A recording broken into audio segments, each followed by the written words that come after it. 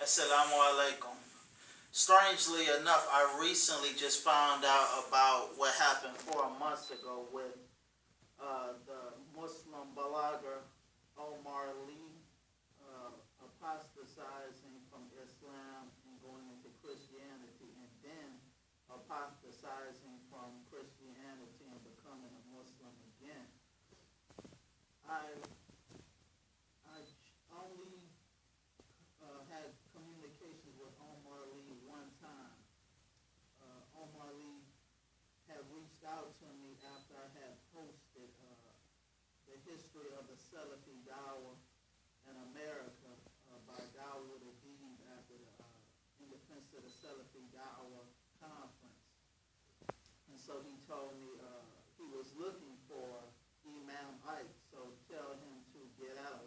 Imam Ike is what Umar Lee calls Dawood Adib. So he told me he was looking for him, so to spread the message. So since the two email addresses that I have for the elder statesman Dawood Adib was inactive, or whenever I would send an email, they would wind up saying it was not received or whatever. So I had then sent the email to Salafi Dean from Sunnah Publishing and had sent a message to him. I don't know if he had got it to Dawood Adib or not. And then he requested that he wanted to send a video response to that history of the Salafi Dawah lecture. So I allowed him to do that, even I usually don't. And then it was less vicious than the other videos that he had made all at the same time, attacking Dawood Adib. So I wasn't responding to the video that he sent as a video response, but I responded to the other vicious videos that was attacking his character and were like very sexually explicit. So even with that being said, with him being like he had been very vicious in the past, and his manners were lacking to say the least. But of course, there's very few human beings on the earth who I would wish would be punished in this life and the next by Allah. So I'm glad that he did return to Islam.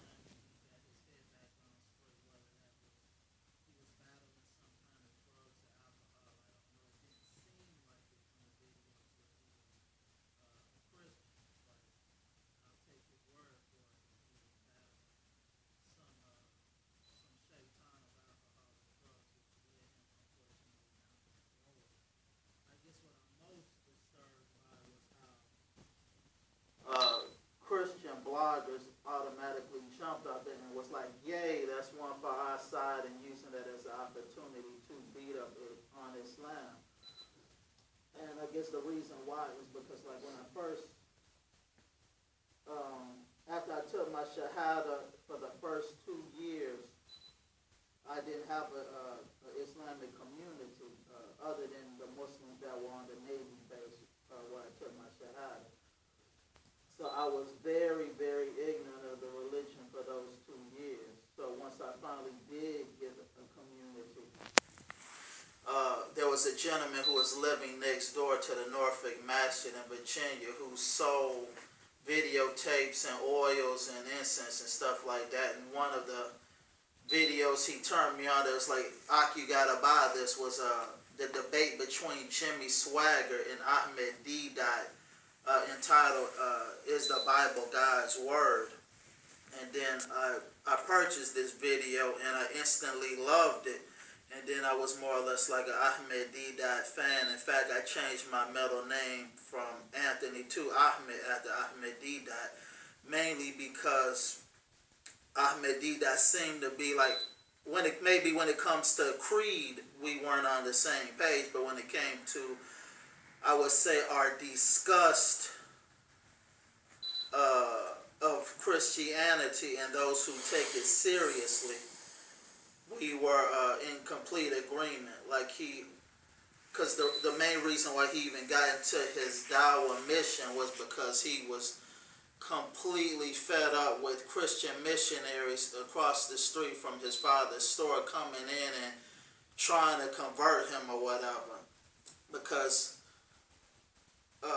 one reason why I wanted to quit being a Christian at age 9, and I eventually was like, screw it, I'm definitely abandoning Christianity at age 17, was because Christianity sucks as a religion. I don't know what other word to do it. And like Ahmed Didat's vicious attacks might not be the best way to invite people to Islam, but that's how he felt, and that's how I feel. And I don't see why missionaries would spend millions of dollars every year flying planes into Muslim countries like Indonesia, Malaysia, and even risking their lives in Saudi Arabia to spread Christianity. Is completely mind-blowing to me, because there's been no place where Christianity has been brought where I think it has done that area a disservice. Even though, probably Islamically speaking, we Muslims should believe that Christianity, though a religion of disbelief, is better than idolatry. But from what has happened with Christianity spreading through West Africa, I think it's made the former idolatrous and animist Africans are worse people, cultural-wise, than once they became Christians. Even though, of course, doing the acts of voodoo and stuff they did might have been wrong or whatever, and they may have done a lot of evil. I think as far as a society and in the order, there's nothing but disorder with the bringing in and importing of Christianity into Africa. In West Africa, before Christianity, it was very common for men and women to, for the first time they were losing their virginity was on their wedding night, and it was something that wasn't even thought upon. But to have sex outside of marriage and violate their social contract.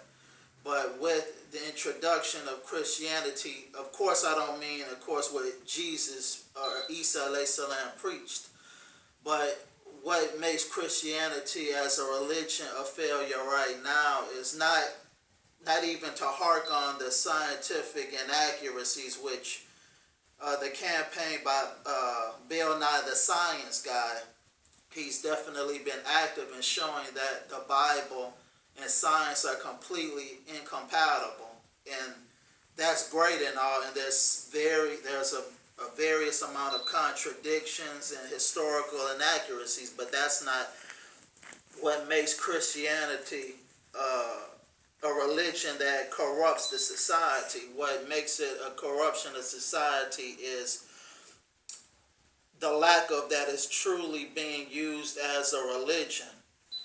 As far as Paul of Tarsus taught that there is no more law, which is the rules and regulations that are in the Tanakh, or what the Christians call the Old Testament. Without those rules and regulations, then you have nothing to say what's good or bad and what's a sin, as is mentioned in the epistles of James. Sin is lawlessness against God. So that means breaking one of God's commandments. But if there are no commandments anymore, if you would, as Paul would have it, then there's no sins for you to commit. So this is the great problem that Christianity has had throughout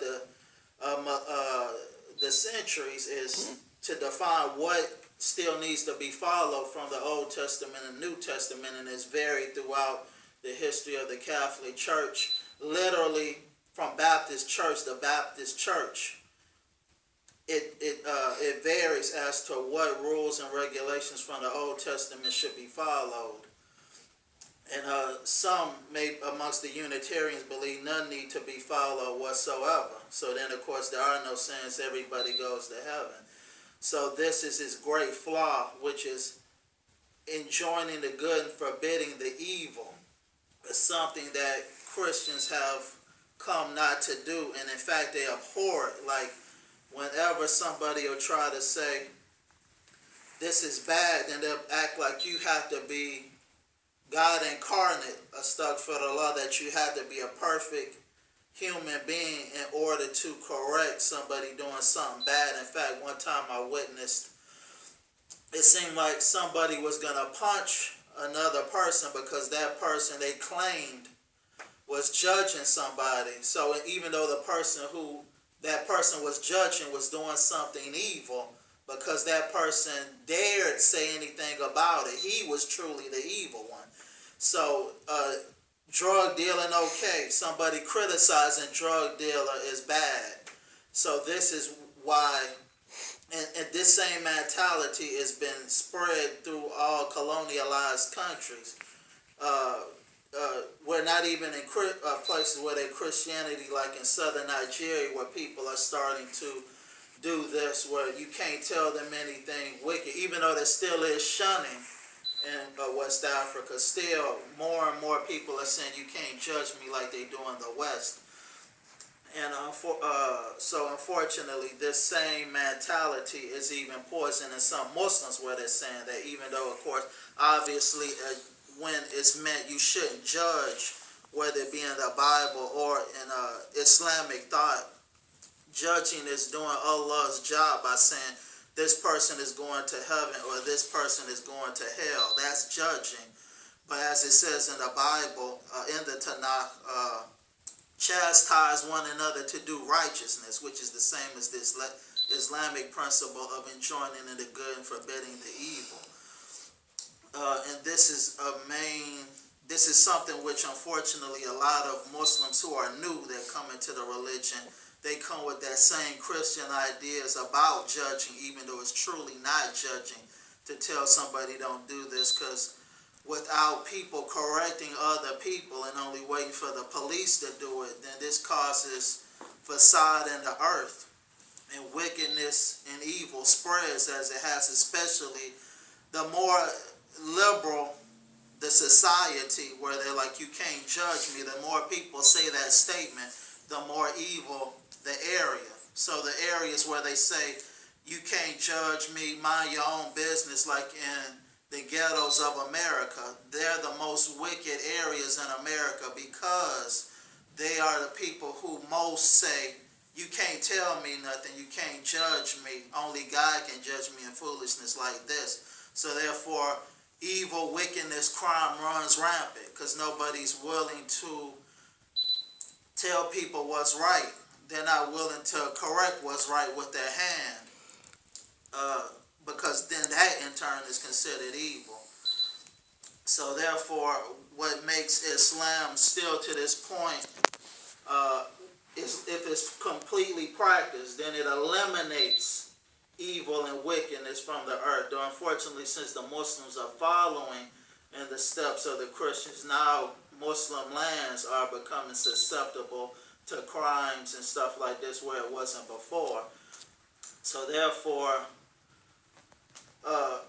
the idea, he was without sin cast the first stone. This is something which by consensus is not something that Jesus said according to Bible scholars. But even though that's been established at least since the 1950s, that's something that Jesus didn't say. It's still being pushed because people still want to do evil and wickedness. And as many Islamic scholars said throughout the past, one does not have to be morally upright to enjoin the good, forbid the evil, because if they abandon one, how can they not do the other? So these things must be done in order to have a morally upright society. We cannot turn a blind eye to evil and wickedness, even if we're doing evil and wickedness ourselves. As one Islamic scholar in the past said, enjoining the good and forbidding the evil is so important that if you have a glass of wine in your hand and you see your brother about to take a sip of a glass of wine in his hand, it's obligatory for you to grab his hand and stop him. That's how important enjoining the good is and forbidding the evil for our society, and it can't be abandoned. But I'm glad that the brother Umar Lee has returned to Islam, and that that he becomes guided in it. And then I pray that the Christians quit trying to convert those who are superior in morality to them, the Muslims, and instead read the words of God as they truly are in the Quran and be guided to that. And then the world will definitely be an ideal place. Assalamu alaikum wa rahmatullah.